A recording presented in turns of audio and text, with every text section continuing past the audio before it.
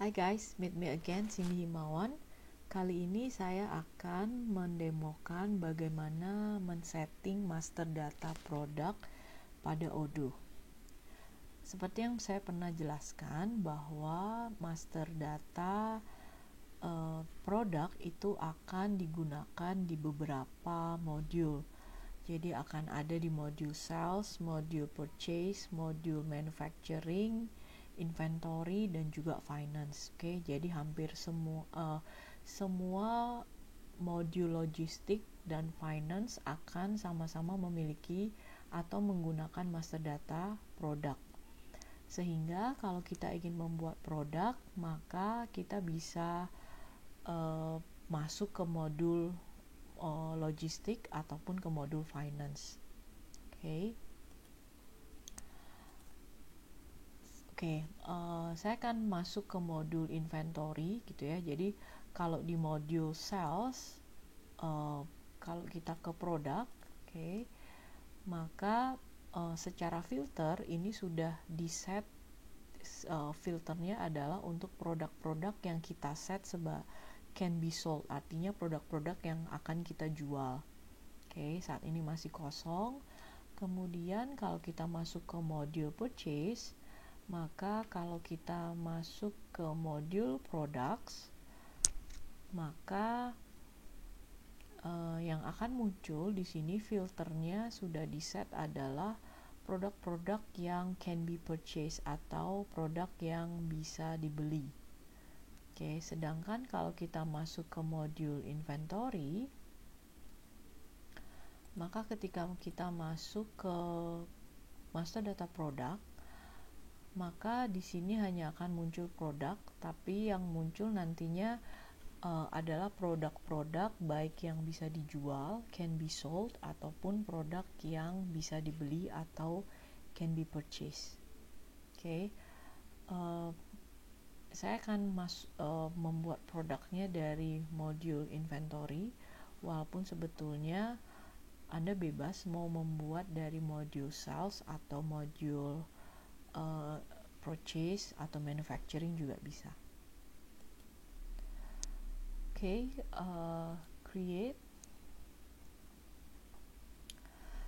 Kemudian kita bisa memasukkan product name yang akan kita miliki. Misalnya saya akan membuat produk untuk finished goods-nya. Jadi misalnya saya membuat keripik singkong ya. Karena keripik singkong ini adalah finished goods yang akan saya jual, maka nantinya yang akan saya tick hanyalah yang can be sold. Sehingga kalau Anda perhatikan sekarang hanya akan muncul sheet general information, sales, inventory, dan accounting. Jadi sheet general information, inventory, dan accounting ini adalah sheet yang pasti akan muncul. Kalau sheet sales itu hanya akan muncul kalau kita tick can be sold. Sedangkan kalau kita tick can be purchased, maka sheet purchase akan muncul. Kalau misalnya saya untick yang can be sold, maka tadi sheet yang salesnya akan deactivate juga ya. Nah, jadi tergantung Anda akan membuat finished goods atau raw material. Which is sebetulnya kalau misalnya nantinya ternyata Anda bisa menjual raw material, misalnya nih, jadi saya punya kalau ini kan keripik singkong berarti adalah finished goods-nya, dimana finished goods-nya akan saya jual, maka saya akan memilih can be sold. Tapi seandainya saya juga sebagai kalau misalnya saya bukan perusahaan manufacturing, jadi saya hanya perusahaan retail, di mana saya akan membeli keripik singkong, kemudian saya akan menjual kembali, maka bisa saja saya mengactivate yang can be purchased juga ya. Jadi sebetulnya tidak bergantung bahwa yang namanya finished goods pasti can be sold saja, tapi akan tergantung dari tipe penjualan kita ya, tipe company kita, apakah kita akan manufacturing atau akan finished goods, akan retail. Jadi kalau kita hanya manufacturing, maka otomatis yang kita jual hanyalah yang finished goods-nya. Oke. Yang kalau misalnya kita manufacturing, maka yang kita akan beli, can be purchase-nya adalah raw materialnya. Oke. Jadi kalau misalnya di sini saya punya misalnya garam gitu ya, maka garam ini sebagai raw material saya, maka saya akan pilih can be purchased. Oke. Nah, tapi seandainya saya juga bisa menjual garam gitu ya, misalnya garam itu sebenarnya memang raw material saya, tapi seandainya saya bisa juga menjual garam, maka bisa juga saya activate. Jadi sebenarnya tidak harus yang namanya raw material juga hanya harus can be purchased gitu ya. Oke, kemudian misalnya saya tadi buat yang keripik singkong ya. Keripik singkong, dimana keripik singkong ini karena saya hanya akan menjual, maka saya pilih can be sold ya. Kemudian di product type ini, ada 3 jenis product type yang bisa kita pilih.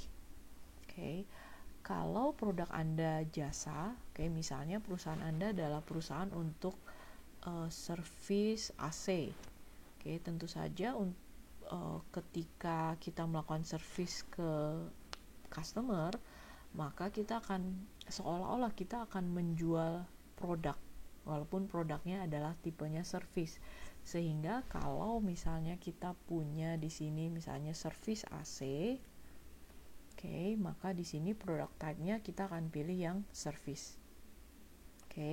Tapi karena produk kita bentuknya adalah products, goods, maka pilihannya adalah apakah storable atau consumable.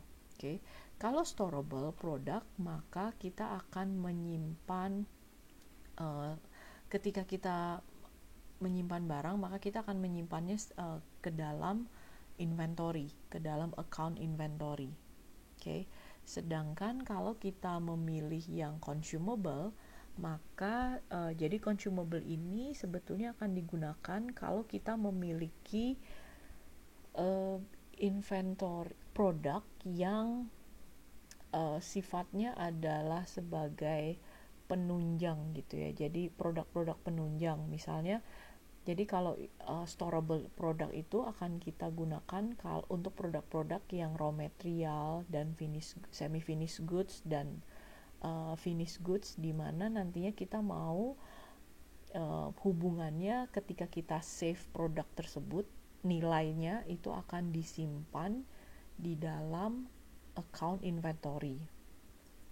Sedangkan consumable ini akan kita gunakan untuk produk-produk yang digunakan untuk menunjang perusahaan gitu ya. Contohnya misalnya sabun, tisu, air mineral, spidol gitu ya, alat-alat tulis. Jadi yang sifatnya adalah untuk consumable, di mana nantinya nilai yang akan disimpan di dalam finance ketika barang-barang ini bertambahnya bukan di inventory, tapi langsung kita akui sebagai expense atau sebagai beban ya.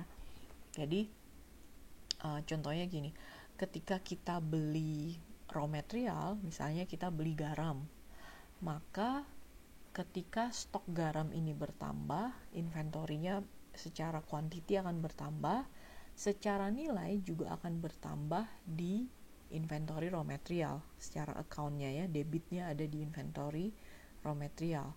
Tapi kalau kita pilih yang consumable, kalau yang consumable, maka yang kita pilih ketika kita membeli barang, tadi misalnya kita beli sabun, maka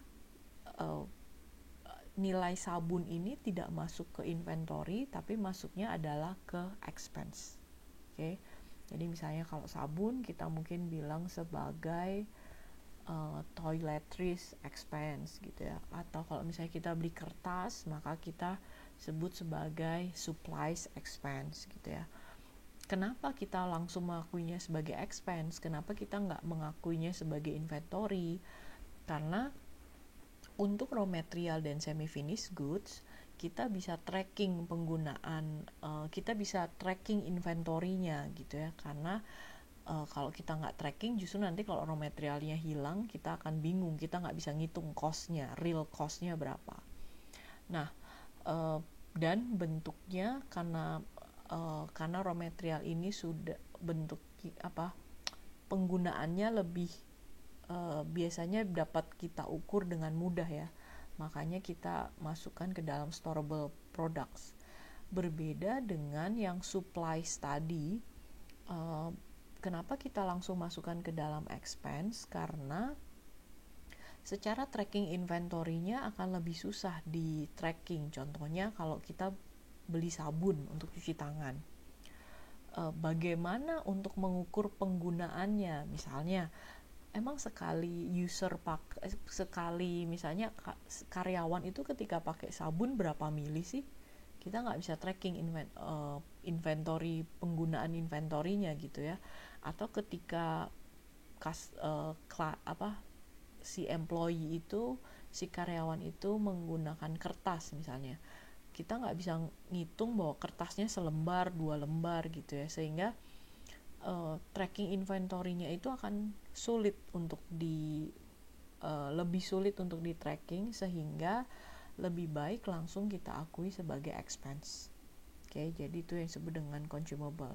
Nah, karena sekarang kita akan membuat untuk keripik singkong, which is finished goods, dan kita ingin men-tracking inventory-nya, maka kita akan masukkan ke dalam product type-nya yang storable product. Oke. Kemudian untuk produk kategori, kita akan membuat yang namanya produk kategori finished goods. Oke. Finished goods. Oke, kemudian di sini kita bisa memilih force removal strategy. Jadi ada FIFO atau LIFO. Kalau FIFO berarti barang yang masuk terlebih dahulu akan dikeluarkan pertama gitu ya. Jadi dia yang masuk duluan, maka barang itu juga yang akan masuk terlebih dahulu. So, dia yang masuk terlebih dahulu, dia juga yang akan keluar terlebih dahulu, ya, itu yang FIFO. Kalau yang LIFO berarti last in first out, berarti barang yang masuk terakhir dialah yang akan masuk, dialah yang akan keluar terlebih dahulu. Jadi contohnya kalau FIFO itu seperti ketika Anda menumpuk baju gitu ya, maka baju yang ada di tumpukan bawah itulah yang akan kita ambil terlebih dahulu misalnya. Tapi kalau yang LIFO artinya ketika kita menumpuknya ke atas, maka baju yang paling atas, karena itulah yang kita tumpuk di paling atas, maka itulah yang akan kita ambil duluan. Oke. Ada juga kalau untuk di obat atau makanan biasanya akan pakainya adalah FIFO, yaitu first expired first out. Jadi barang yang expired duluan itulah yang akan keluar terlebih dahulu. Oke. Jadi ini akan mengikuti tipe produk Anda. Oke. Tergantung dari perusahaan Anda akan pakai removal strateginya yang mana. Misalnya saya pilih yang FIFO. Oke. Kemudian ada yang disebut dengan costing method. Oke, costing method ini ada yang pertama ada standard price. Oke. Jadi ada first in first out. Oke, dan ada average cost. Oke, jadi costing method ini digunakan untuk menghitung COGS, atau cost of goods sold, atau modal yang akan kita pakai gitu ya. Oke. Jadi contohnya gini ya.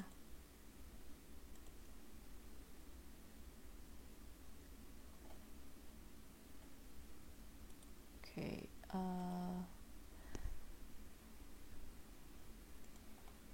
Oke, contohnya misalnya saya membeli, misalnya ini pada kasus perusahaan retail ya.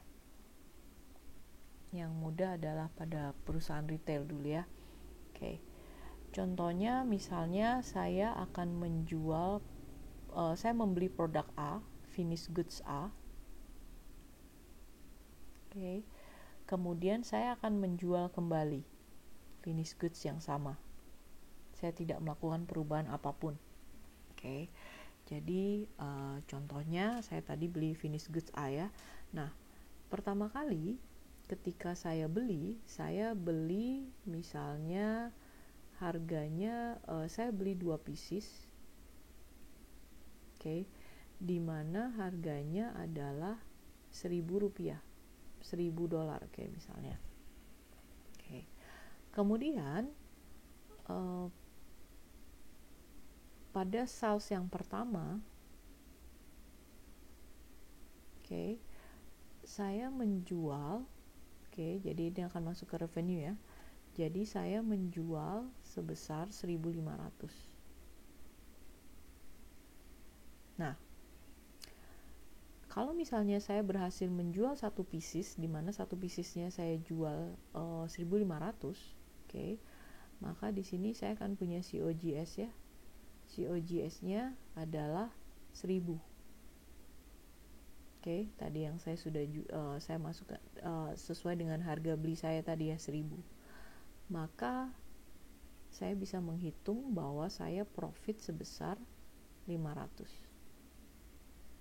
Oke, ini pada purchase yang pertama. Kemudian saya membeli pada purchase yang kedua. Oke. Purchase yang kedua, misalnya saya beli sekarang satu pieces. Karena saya hanya beli satu, maka sekarang misalnya harganya adalah 2.000. Oke. Kemudian pada sales yang kedua, oke, pada sales yang kedua, sekarang saya menjual dengan harga satu piecesnya, oke, satu piecesnya saya jual sebesar misalnya 2.500. Oke. Jadi kalau misalnya saya menjual 2 pieces, maka revenue saya 5.000 ya. Nah, tapi pertanyaannya, maka apakah saya profit atau loss? Oke. Artinya saya harus mendefinisikan di sini berapa sih COGS saya, atau berapa sih harga modal seperti yang di awal tadi. Kalau yang di awal tadi kita beli 1.000, maka di sini COGS-nya 1.000. Tapi pada kasus yang kedua, ketika saya menjual 2 pieces di sini, 2 pieces ini punya 2 harga COGS, yaitu COGS yang pertama sebesar 1.000 dan COGS yang kedua sebesar 2.000. Maka berapa yang akan saya munculkan di sini? Itu pertanyaannya. Nah, tipe inilah, tipe COGS ini menentukan cara untuk menentukan berapa si harga COGS kita. Itulah yang kita sebut sebagai costing method. Cara yang pertama, kita punya yang namanya standard cost. Kalau kita pakai yang standard cost, cara yang pertama, kalau kita pakai standard cost, maka kita sudah menentukan. Jadi misalnya saya tentukan berapapun harga COGS ini, saya sudah tentukan bahwa harganya itu selalu misalnya selalu 1.800 ya. Jadi saya punya standard cost, saya tentukan selalu 1.800. Jadi walaupun saya belinya 1.000, walaupun saya belinya 2.000, saya tetap tentukan standard costnya adalah 1.800. Sehingga pada case ini, kalau saya kan karena belinya 2 ya, jadi saya di sini punya 3.600. Sehingga saya profit 1.400. Oke. Kemudian kita punya tipe yang kedua, kita sebut sebagai FIFO tadi ya. Kalau yang FIFO ini, berarti kita akan atau dalam biasanya kita sebut sebagai real, real cost. Nah, real cost ini dia akan mengambil harga yang sesungguhnya. Jadi kalau yang pertama belinya 1.000, jadi dia akan habiskan dulu sampai stok yang pertama. Kebetulan nih purchasing pertama tadi masih punya 1 pieces ya, karena di sini di awal kita hanya beli 1 pieces ya. Sehingga dari 2 pieces ini kita masih punya 1 kan. Nah, kalau seandainya misalnya di purchase yang pertama saya punya 3 pieces, saya beli 3 pieces, maka kalau di sales yang kedua saya beli 2 pieces, maka keduanya masih pakai harga yang 1.000. Tapi dalam kasus ini kan untuk purchase yang pertama saya stoknya cuma punya 1 ya, sehingga saya akan pakai 1 pieces dengan harga 1.000. Berarti saya akan tambah di sini 5.000-nya tetap ya, revenue-nya tetap 5.000.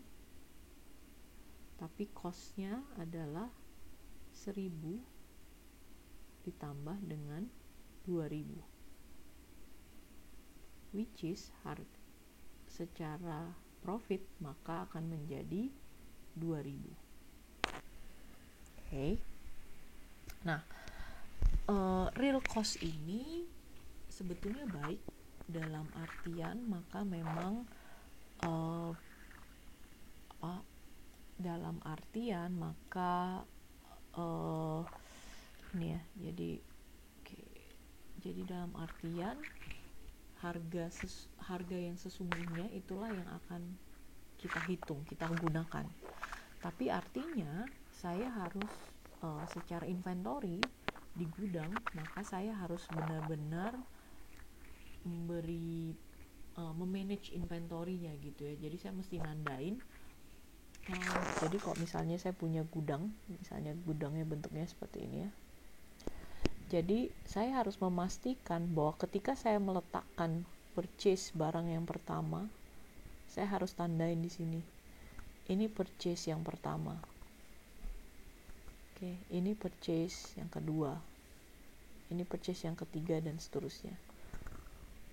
Kenapa? Karena saya harus membedakan, karena harganya ini berbeda. Kecuali harga 1 dan harga kedua sama, mungkin kita bisa langsung mencampurnya gitu ya. Tapi kalau misalnya ternyata setiap kali batch purchasing-nya berbeda, maka saya harus menandain inventory saya. Nah, ini yang agak repot ya, karena artinya kita harus punya space gudang yang cukup besar, dan kita harus ingat-ingat gitu ya, ini yang kita ambil itu stok yang mana aja, sehingga nanti ketika kita menjual barang juga, ketika kita melakukan customer order, maka kita harus menandai, misalnya kita beli di salesnya adalah 2 pieces, maka berapa banyak yang kita ambil dari yang pertama dan berapa banyak yang akan kita ambil dari yang kedua misalnya. Kemudian yang ketiga, kita punya yang namanya average cost. Nah, average cost ini akan melakukan average terhadap nilai stok kita. Oke, jadi kalau misalnya kita punya tadi pertama 1.000 ya. Jadi ketika ada penerimaan barang ya, maka kita akan hitung misalnya di sini satu piecesnya adalah 1.000.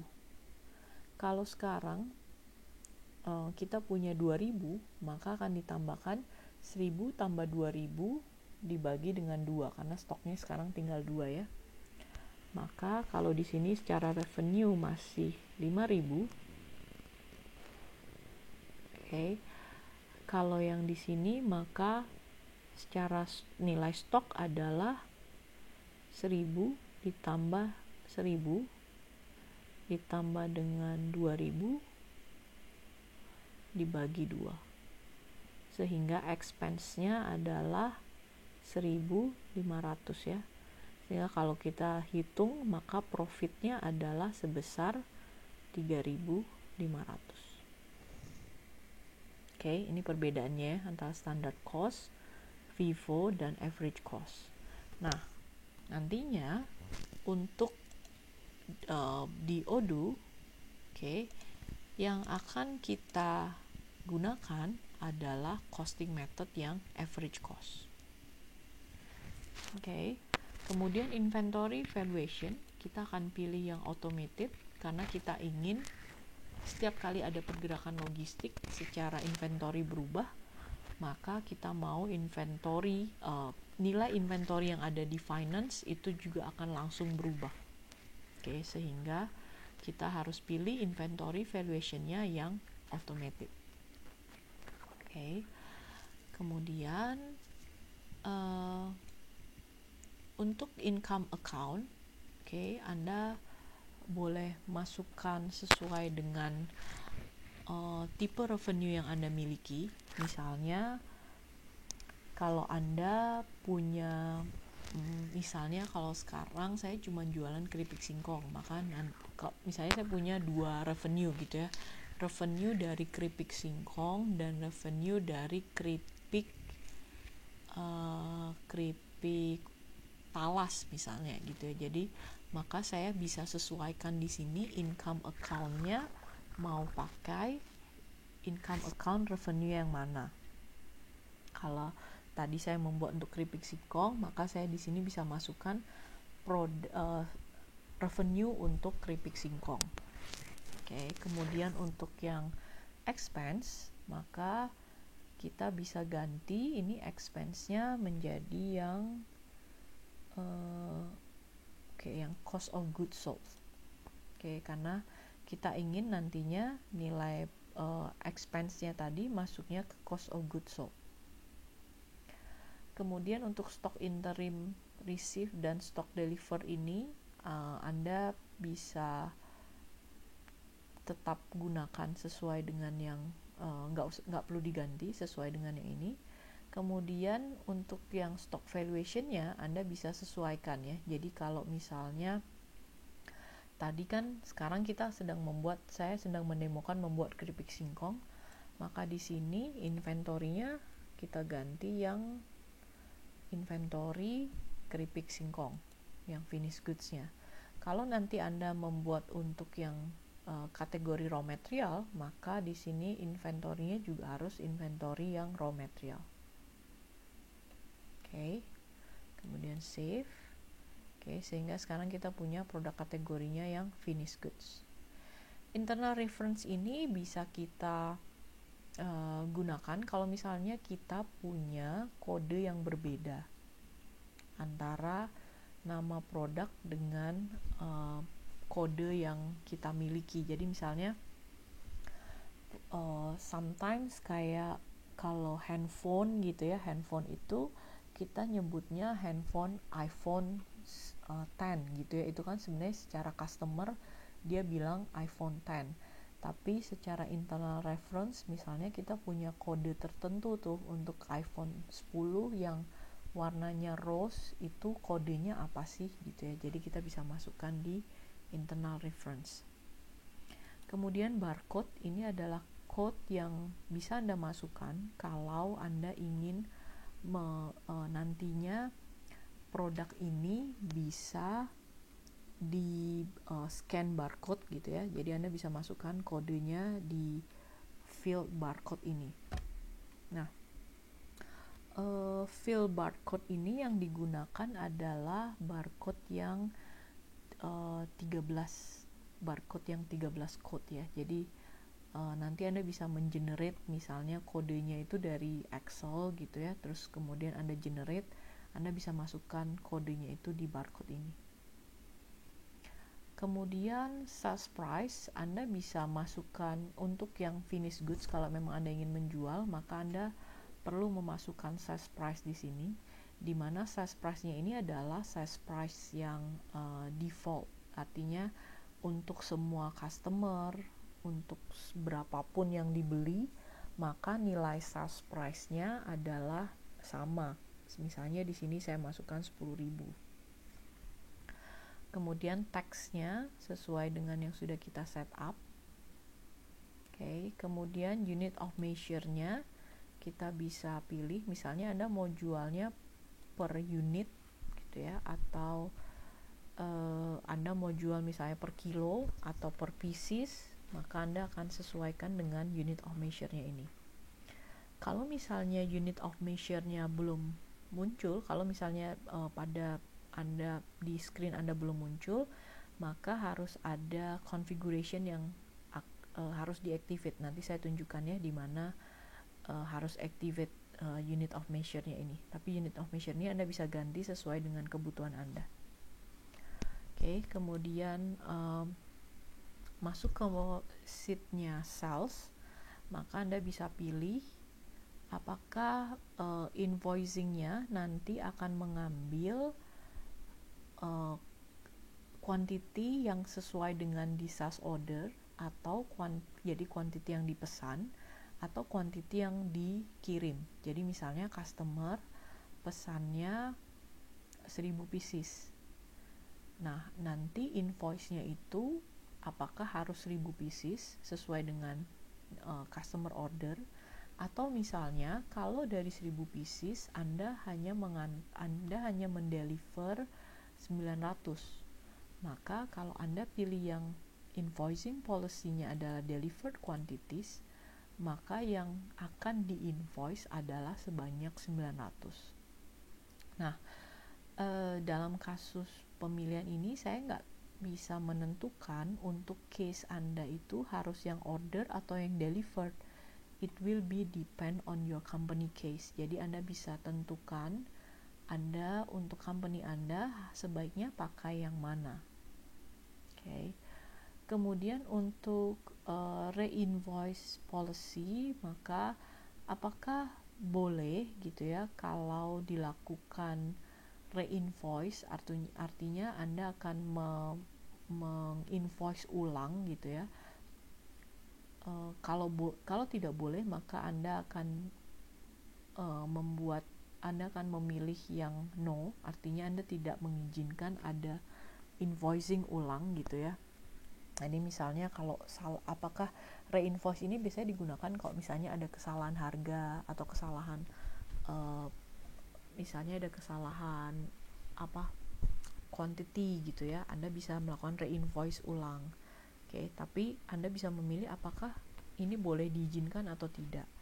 Kalau tidak boleh, maka Anda pilih yang no. Kalau boleh, maka apakah Anda akan pilih yang at cost. Oke, at cost ini berarti nilainya adalah mengambil nilai yang akan ditagihkan gitu ya, itu adalah nilai menggunakan nilai COGS. Kalau yang sales price berarti akan menggunakan nilai yang sales price. Nah, again, ini akan tergantung dari Anda, apakah Anda akan mengizinkan ini atau tidak. Oke. Kemudian Anda bisa membuat notes, misalnya keripik singkong ini, misalnya Anda bisa menyebutkan misalnya keripik ini harus segera dikonsumsi misalnya gitu ya. Oke, ini hanya description yang akan muncul nantinya. Oke, kemudian dari inventory, nah ada routes yang Anda harus pilih. Jadi routes ini ada pilihannya apakah ini make to order atau tidak. Jadi kalau keripik singkong ini misalnya saya masuk ke yang buy atau dan manufacture dulu ya. Jadi kalau keripik singkong ini kalau perusahaan Anda adalah perusahaan manufacturing, maka keripik singkong ini akan dibuat ya, sehingga kita tidak boleh tik yang buy, tapi kita tik yang manufacture, karena kita akan membuat keripik singkongnya. Oke. Kemudian apakah keripik singkong ini, saya ulang lagi. Jadi kalau perusahaan Anda akan membuat keripik singkong, maka Anda akan tik yang manufacture. Tapi kalau perusahaan Anda retail, misalnya Anda akan membeli keripik singkong, maka Anda tik yang buy. Boleh nggak dua-duanya? Bisa saja. Dalam case misalnya sometimes Anda akan beli, sometimes Anda akan manufacture, maka Anda boleh activate dua-duanya. Oke. Tapi kalau misalnya Anda hanya akan membeli, maka pilih hanya buy. Kalau Anda akan membuat, maka pilih yang manufacture. Begitu juga kalau misalnya di sini Anda membuat produk untuk raw material. Oke. Kalau Anda membuat produk untuk raw material, misalnya tadi di sini produknya adalah garam. Oke. Di mana garam itu akan Anda beli, maka kalau tadi posisinya di sini adalah garam ya. Maka di sini kan posisinya adalah can be purchased. Oke. Maka Anda akan tik yang buy. Routes-nya adalah yang buy. Oke, jadi again routes buy and manufacture akan tergantung dari tipe perusahaan Anda dan tipe produk yang Anda sedang masukkan. Oke. Kemudian saya masukkan kembali karena di sini saya akan membuat yang keripik singkong. Oke. Maka saya akan untick yang buy dan saya akan tick yang manufacture karena saya akan membuat keripik singkong. Kemudian keripik singkong ini jadi pilihannya adalah apakah make to order atau make to stock.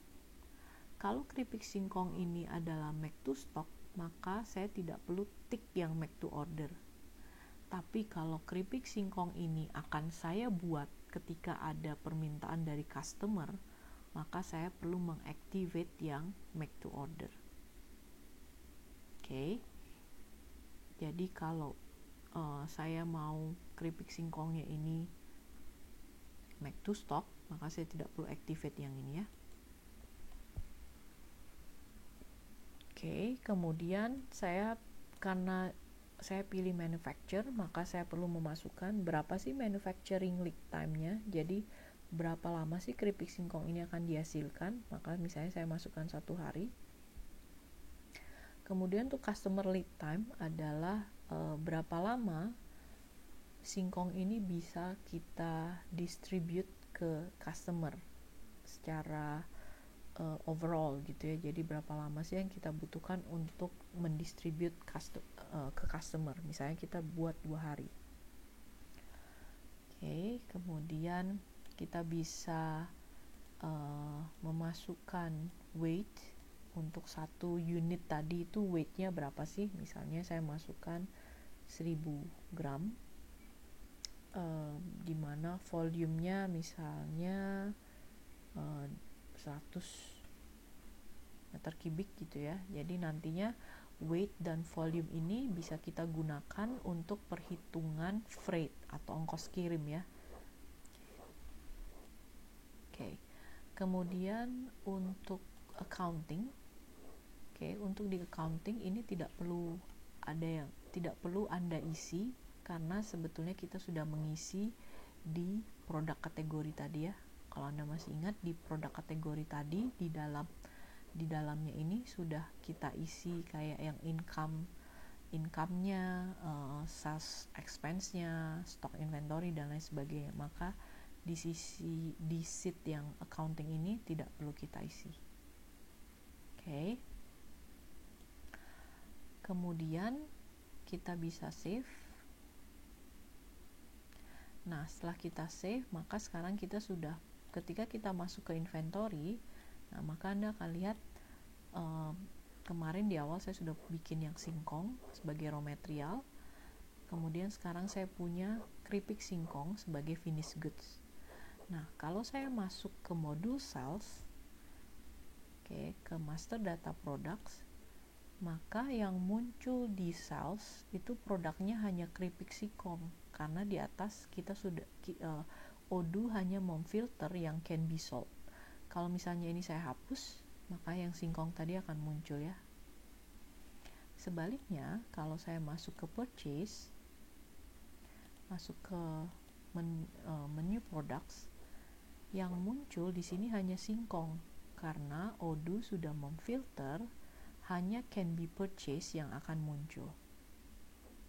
Oke, jadi kalau kita lihat singkong ini saya sudah set hanya sebagai yang can be purchased. Kemudian produk kategorinya juga adalah raw material. Nah, kalau saya lihat di dalamnya ini sama ya, first in first out, menggunakan average, inventory-nya juga automated. Oke. Tapi yang di sebelah sini stock valuation-nya saya masukkan yang inventory raw material. Oke.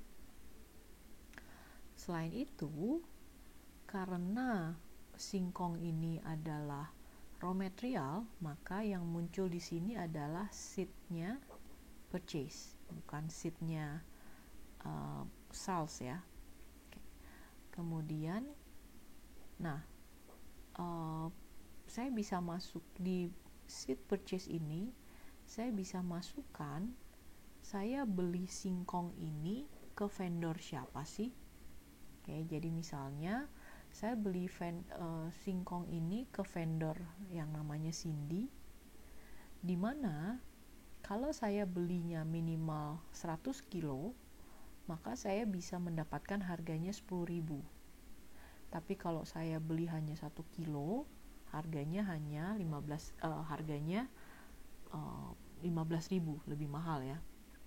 Maka saya bisa meletakkan berapa sih minimal quantity dan berapa harga yang akan saya beli dari vendor. Oke, jadi ini untuk settingan yang raw material. Nah, makanya kemarin saya minta Anda untuk cari tahu apakah Anda bisa mendapatkan misalnya agreement dengan vendor untuk raw material Anda itu akan dibeli dari vendor yang mana, nama PT-nya siapa di sini. Kemudian apakah ada minimal quantity yang ditetapkan gitu ya, karena biasanya memang nggak masuk akal kalau kita vendor membolehkan kita beli cuma 1 pieces gitu ya, atau 1 kilo. Biasanya akan ada berapa sih minimal quantity-nya dan berapa sih harga yang akan ditawarkan. Oke. Kemudian untuk di inventory, karena singkong ini tidak saya produksi, maka saya memasukkan yang routes-nya adalah buy. Untuk di accounting juga masih kosong. Oke. Kemudian tadi untuk ini ya, unit of measure ya. Kalau unit of measure Anda masih belum muncul seperti di sini, maka Anda bisa masuk ke configuration, setting.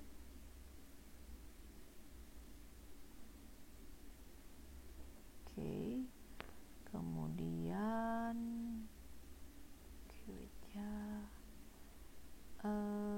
Anda bisa masuk ke sales. Oke. Masuk ke configuration di sales ya, klik yang sales, kemudian activate yang unit of measure. Jadi di sini tadinya mungkin punya Anda masih belum aktif, maka sekarang Anda harus mengactivate yang unit of measure ini. Maka ketika Anda tick dan Anda save, maka field unit of measure yang ada di produk tadi akan muncul. Oke. Jadi demikian cara membuat produk. Maka saya ingin Anda coba buat untuk produk raw material, semua produk raw material dan produk finished goods yang Anda akan miliki di perusahaan company case Anda. Oke, selamat mencoba.